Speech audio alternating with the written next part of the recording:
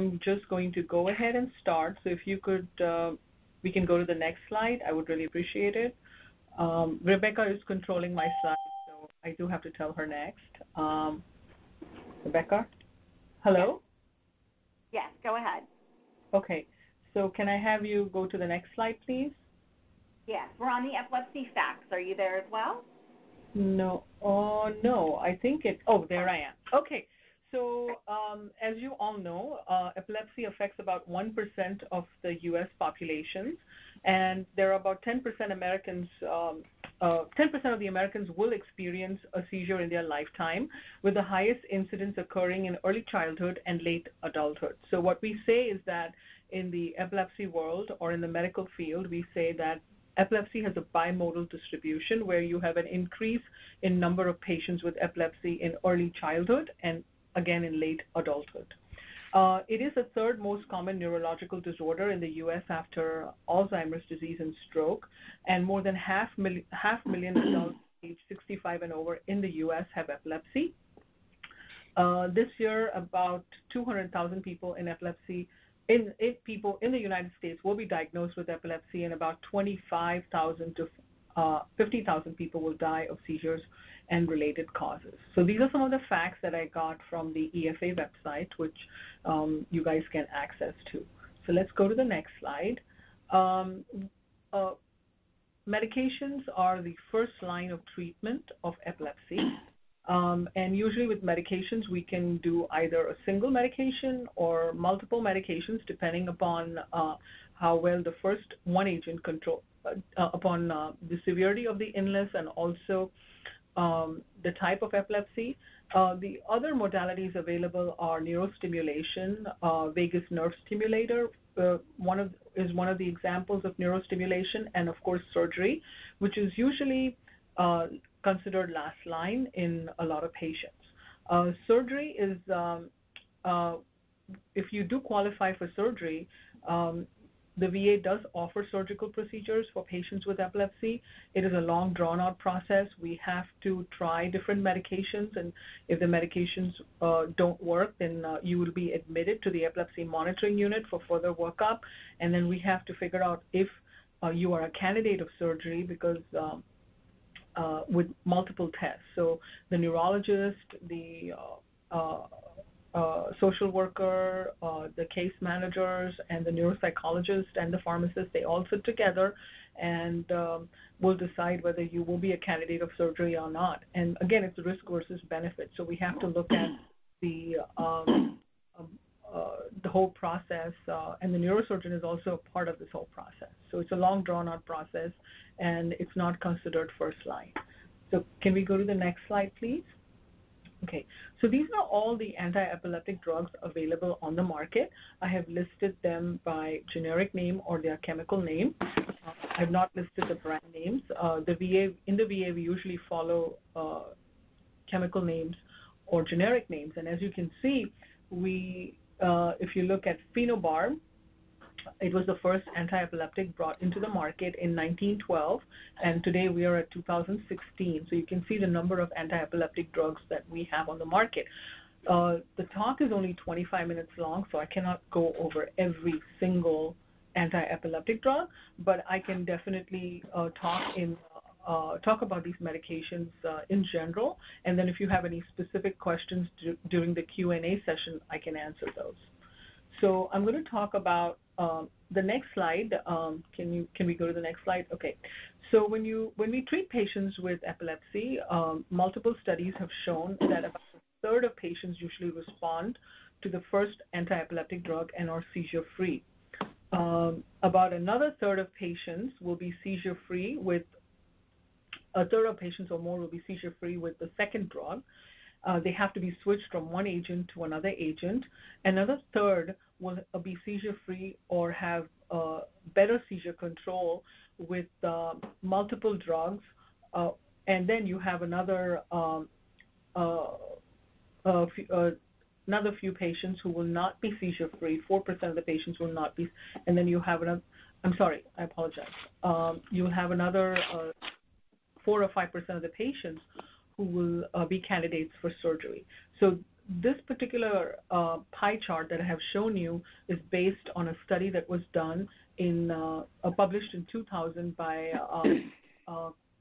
Kwan and Brody.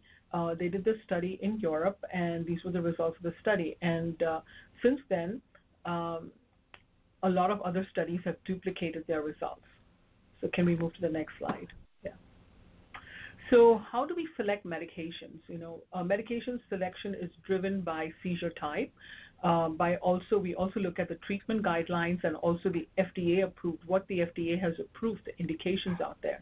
And when we start patients on anti-epileptic drugs, we usually start them on a low dose and then go and slowly titrate them up to a dose that we feel is right for the patient. It is patient specific. Some patients are able to tolerate higher doses, whereas some are not. We also look at patient-specific factors when we decide on medications. Excuse me. For example, if it's a female patient with childbearing age, we're probably not going to try valproate in that patient. If it's a patient who is going to the university or or studying in college, we're probably going to try an agent that will have less impact on cognition, and it will not interfere with their education. The goals of treatment are usually seizure freedom with minimal or tolerable side effects. And again, we also follow up with patients. Once we've started patients on an anti-epileptic drug, we continue to monitor the patient for effectiveness and tolerability. The one thing to remember is that none of us know what the nature of epilepsy is. There will be some patients who will be controlled on one agent and stay controlled on that medication for years to come, and then suddenly they will stop responding to that medication. On the other hand, you will have some patients who will initially not respond to the first medication or the second medication, and it's the third or the fourth medication which might work for them well. So again, we don't know the nature. We cannot predict who's going to respond, who's not going to respond. So it's very critical once you have received your prescription and you feel that your seizures are controlled, you need to continue following up with your neurologist to make sure that everything is going okay. And if there are any issues with it, if breakthrough seizures, if you're in touch with your neurologist, it's easier for you to get back to your neurologist to switch the medication or to even consider increasing the dose. So the whole process becomes a lot easier, because what I see in the VA is a lot of patients who feel that the seizures are controlled, they don't need to come back to us. But you do need to keep up with your follow-up appointments so we can continue monitoring you and make the changes as soon as we realize that there is any issues with your medication. Can we go to the next slide? So how do they work? As I said earlier, they are considered first-line treatment for epilepsy. They don't fix the problem. That is, they don't cure epilepsy. They don't change, but they do stop the seizures from occurring, or they prevent the seizures from occurring. During a seizure, what we usually see is if you've had an EEG, we see an excess or abnormal electrical activity in the brain. And these AEDs work by quietening that electrical activity down. They prevent the excessive or abnormal electrical activity in the brain. And by doing that, they either stop the seizure or they prevent a seizure from occurring. Next slide. Okay.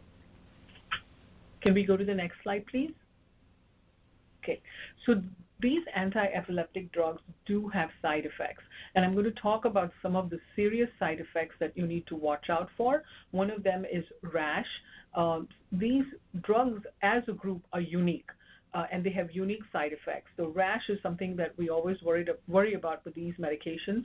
If you do experience a rash, stop the medication immediately and call the doctor or go to the emergency room. Some of these drugs will affect the liver and can cause liver failure. So we monitor your liver function. When you come in, when you start the anti-epileptic drug, the neurologist will order labs. They will monitor your liver while you're on this medication, and they will also go over some side effects that you need to watch out for when you are on these medications. Bone marrow, it does affect the blood cell lines. In some patients, we've seen them go into an aplastic. Some of these drugs can cause aplastic anemia, where your blood cell lines start going down or it lowers your blood cell line, so we watch out for infections, we watch out for other signs, bleeding, all those signs we watch out for, and we monitor you for that. And then some of them are unique where they also affect your pancreas. So again, we monitor the pancreas too. So all these things we continuously monitor. I think, Rebecca, can we go to the previous slide? I think there were some on common side effects. Yes. So we need to go over the common side effects with anti-epileptic drugs. Some of them you must be very familiar with. Sense of being very tired all the time, feeling sleepy, fatigue. Some patients complain that they have mental fogginess, confusion, irritability, agitation, which can happen with some of the newer anti-epileptic drugs like levetiracetam, perampanel. Dizziness, blurred vision, headache, unsteadiness. This is very common, and this I would say is common with almost every anti-epileptic drug. Stomach upset. Sometimes taking it with a snack can help. Sleep disturbances. Some patients complain of insomnia. Some patients complain of too much sleep, vivid dreams. Weight gain, specifically seen with the older anti-epileptic drugs, and pregabalin, which is a newer anti-epileptic drug. Weight loss, seen more specifically with topiramate, felbamate, and zonisamide. And again, as I said, some of the other unique side effects that we see is like, for example, with Depakote can affect your pancreas. Perampanel has some patients complain of increased agitation with it specifically. Carbamazepine carbamazepine and oxcarbazepine can lower your sodium levels. Phenytoin can cause overgrowth of gums. So there are specific side effects associated with some of the anti-epileptic drugs that we see in our patients, and we normally counsel these patients on it, and we also follow up with them initially quite frequently, and then eventually once we know that they are comfortable communicating with us, we rely upon them to communicate with us or call us up and let us know if they're having any of these side effects. Can we go to the next slide? Okay, I think we already covered this. So some of the tips that we usually, some of the things that we keep in mind and we remind patients is that understand what you're taking, always look at the labels, and make sure you store your drugs properly. Specifically for one medication, carbamazepine or Tegretol, that is one medication that cannot be stored in your bathroom cabinet, because if you do store it in your bathroom cabinet, it's not going to work as well. And never take your medications in the dark. Keep a list of your medications and write down the formulations that you use. That's very critical. Now, at the VA, with anti-epileptic drugs, it's a very critical point to remember. At the VA, we don't worry about it as much because we usually stick with the same generic formulation. The VA has gone out of the way to make sure that patients are not switched from one generic formulation to another. So we have a contract with the pharmaceutical companies, and we just use the same formulation. For lamotrigine, we have a 10-year contract. With topiramate, we have a contract. And some of the older anti-epileptic drugs, we also have a contract. So that's not much of an issue, but it's always a good idea to write it down. And if you get something different, then you need to contact the pharmacy and let them know, hey, look, I was on formulation A and now I'm on formulation B. And then if you have a problem with staying compliant, we do offer tools. We offer a medication organizer, and we can show you how to access a tool on, there's an app on iPhones and Android, on Apple and Android for you to stay compliant that you can use, and also follow the directions and take the medications as prescribed. Remember, if you don't take your medications, they're not going to work, and if your medications don't work, you will have a seizure. So that's something else to remember. Okay, is there another slide? I think I'm almost done, and then I have a link to a YouTube video that we put together at the VA, and it's a video on medications. I would recommend that you do view that video. It will be very helpful, and if you have any questions, again, always feel free to call us. So let's go over the next two slides. This is some information on the VA Epilepsy Centers of Excellence. We have some websites over there that you can contact us. And there's the Veterans in Epilepsy educational videos that you can access and watch, and it goes over different things. It goes over first aid, surgery in epilepsy. It also goes over, again, medications and other issues. Next slide. And this is our contact number. These are our contact numbers. We have a 24-hour telecare nurse advice line, and these are for veterans who are at the West Los Angeles VA, San Diego VA, who utilize our services, Loma Linda VA, Las Vegas, and Long Beach.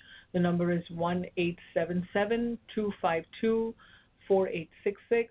We also have a Veterans Crisis Line for all locations. It's 1-800-273-8255, and you need to press 1. So these are numbers that are accessible 24/7, and the pharmacy line for the VA Greater Los Angeles Healthcare System is 1-800-952-4852. Let's go to the next one. I think, yeah. And these are some of the other resources that we have available out there. So please feel free to go on these websites and if you have any questions, I think we can move to the questions, right? Do you want to read the rest of it, Rebecca? I think. No, I just wanted to remind everyone that we actually will have this available on veteransinepilepsy.org, so you will be able to access all those resources that we were listing the last few slides. And before we move to Q&A, I wanted to stop the recording, so we'll hear a chime here in a second.